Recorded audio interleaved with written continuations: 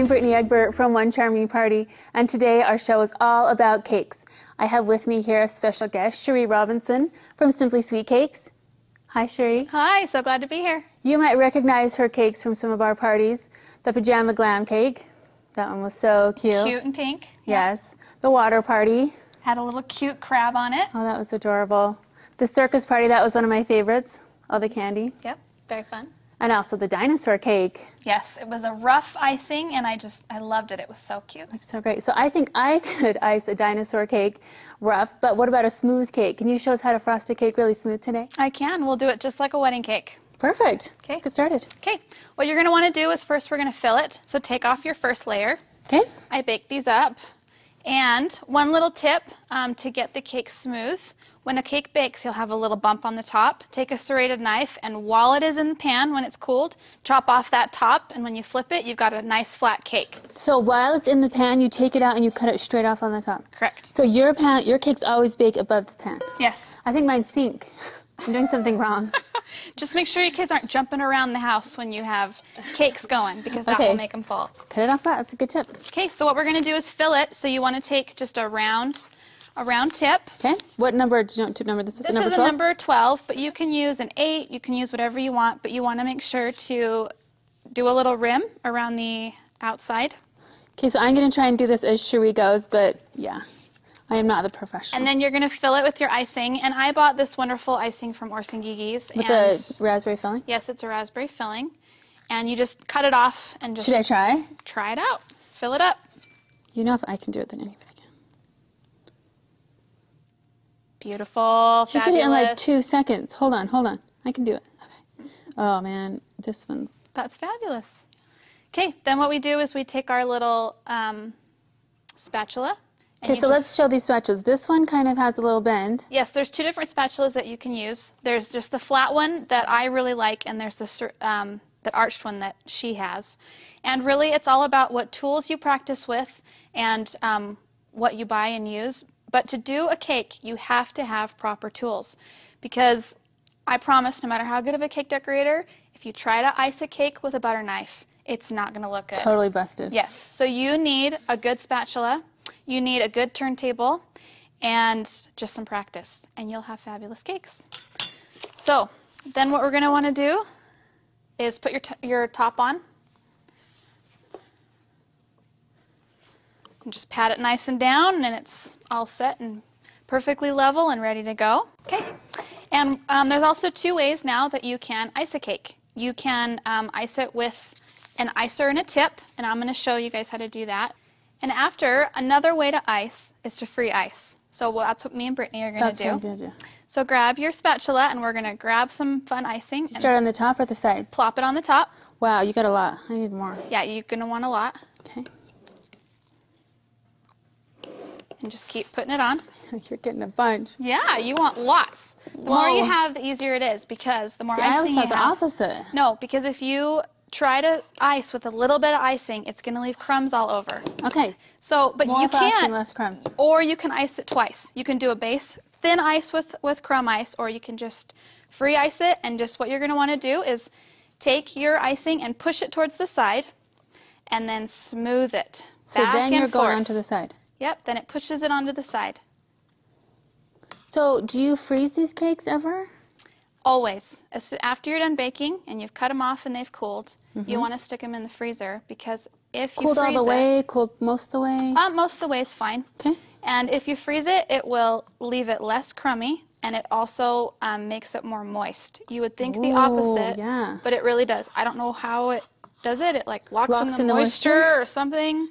Perfect. But I always freeze my cakes. You're doing good. I know, but mine has crumbs. I can already see. That's okay. It's because you can always put another layer on if you need to. But what you'll want to do is work on your sides and smooth out your sides. Can I add more frosting to the top, or should I add it to the sides? You can do either. You can add it to the sides. You can add it to the top. Like right there on your side, I would actually take a little bit and then just put it right down there. So you don't have to work it all the way down. It's another little way to do it.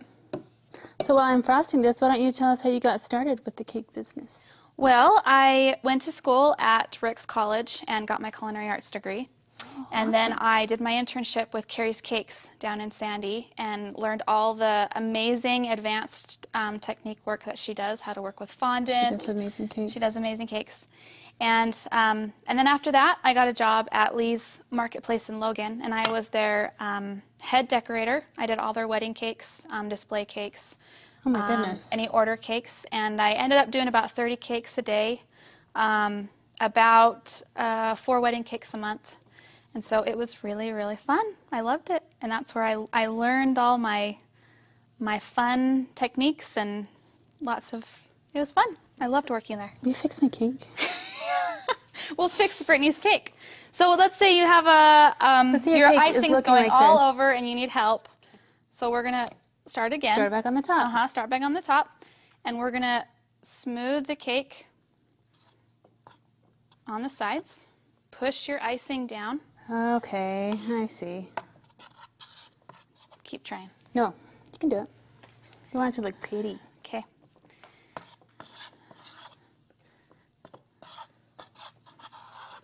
So how long do you think it takes you to frost a cake? It takes me about 3 to 5 minutes to ice a cake. That's if I have everything ready to go. Your icing ready, your spatula's ready.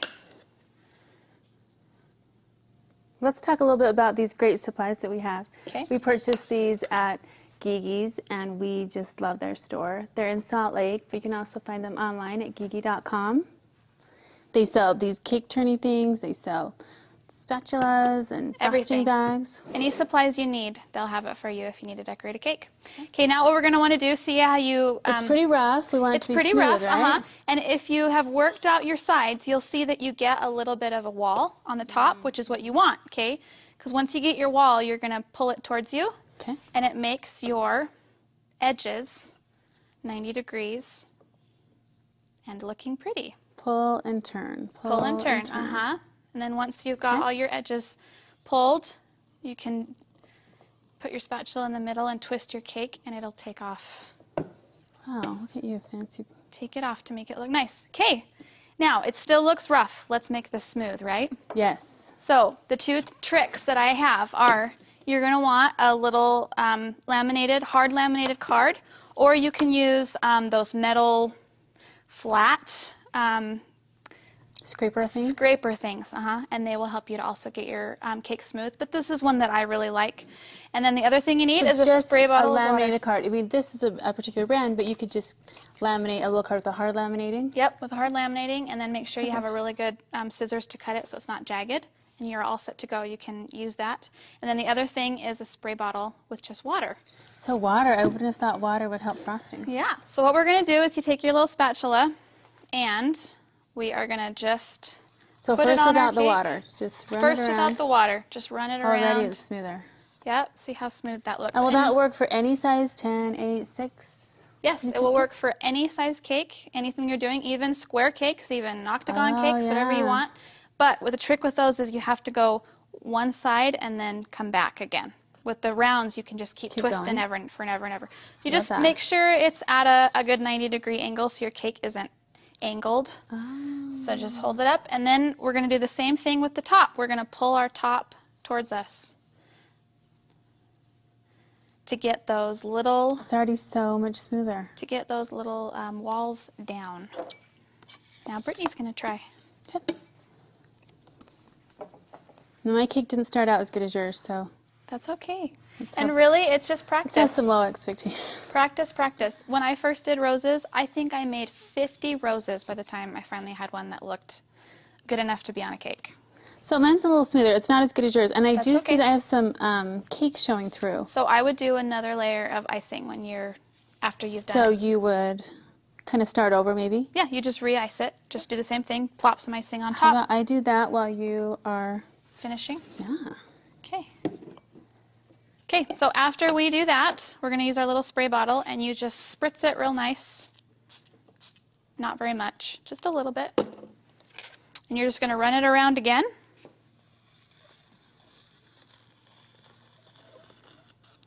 And you have got a perfectly smooth cake. That's awesome. And you do the same thing on the top again. Just pull your edges in.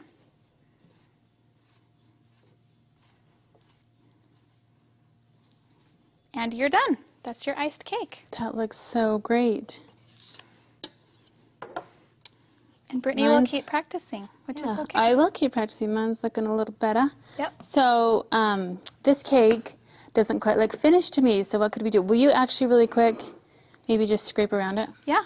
Then we'll have two pretty cakes at the end. Look at you. You can even clean off the... Yeah, you can clean off your table. What are some other tips maybe for cake decorating? Let's see. Cutting off your pan, freezing it, using water. Practice, practice, practice. Practice is just always like anything, good. Make sure you have the right tools. What about if you wanted to color your frosting? Is there any kind of a food coloring you'd recommend? Or Yes, I recommend gel paste. If you use the water-based kind, they tend to bleed a little bit more. The color doesn't hold as much, so you definitely want to use a gel paste. Okay. There you go. Looks good. That looks great. Okay, so we're going to do some dots. Yep. Again with We're going to do our dot border. So Brittany loves the dot border. I think that's one of her favorite things. So we're going to do the dot border. So it's the same tip we use to fill our cake. We have a number 12. You can use 10 or 8. And you're just going to put it on the edge of your cake at about a 90-degree angle. And you're going to squeeze, press, and release. Squeeze, press, and release. And you're just going to keep going around the edge of your cake. While you finish that up, I'm going to talk really quick about cake pan sizes. So we have here some different cake stands in different sizes. We have a 12-inch cake stand, a 10-inch cake stand, and a 6-inch cake stand.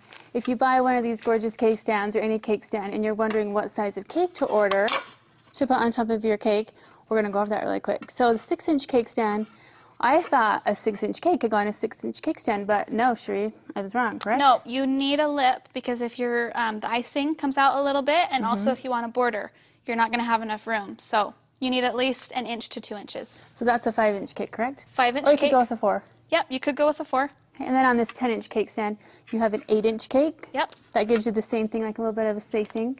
Then on the 12-inch cake stand, there's a 10-inch cake. So as you can see, you could put a smaller cake on the larger cake stand, but then you'd have a bigger gap. So this just kind of gives you an idea of the kind of things you could do. Okay, Cherie, that looks gorgeous. Okay. I love it. Cherie also put some sprinkles and some different kinds of things on top of these. I think that looks really pretty, kind of a simple way to just add color maybe to your party. Yep. If you don't have like a particular theme, maybe more color heavy party, or just wanted to add more of a generic. Or kids just love sprinkles, so sometimes it's just fun to just throw in a whole bunch of I sprinkles. want a piece of sprinkles. Well, everybody says it. So we're going to cut a piece of this cake. Okay. Let's move this out of the way. Okay, so we have a nice warm knife here. Yep, the best thing to use is a warm, kind of moist knife, and that will get you a clean slice through the cake. Okay, here we go. So I'm going to cut this cake all the way down the middle. And Brittany's going to cut it into slices, not into wedges. Not into wedges. We're going to show you how to do a pretty slice for your plate. Yeah, because everybody does the wedges. We want to do something different. I'll start here. Want me to pull it for you? You can pull that piece, and then I'm going to grab... Let's use a fork so I don't drop it. There you go.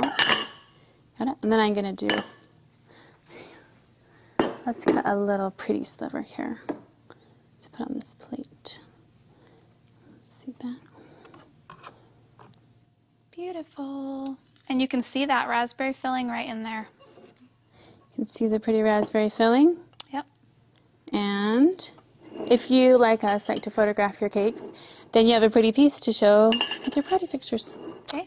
Thank you, Cherie, so much for coming today and showing us how to Yes. frost a cake perfectly smooth. It was so I fun. think a lot of people have been wondering how to do that. Good. Well, I'm glad I can show you and give you some tips. Thank you so much. And we'll see you next time. Remember to always celebrate something wonderful with your child every single day.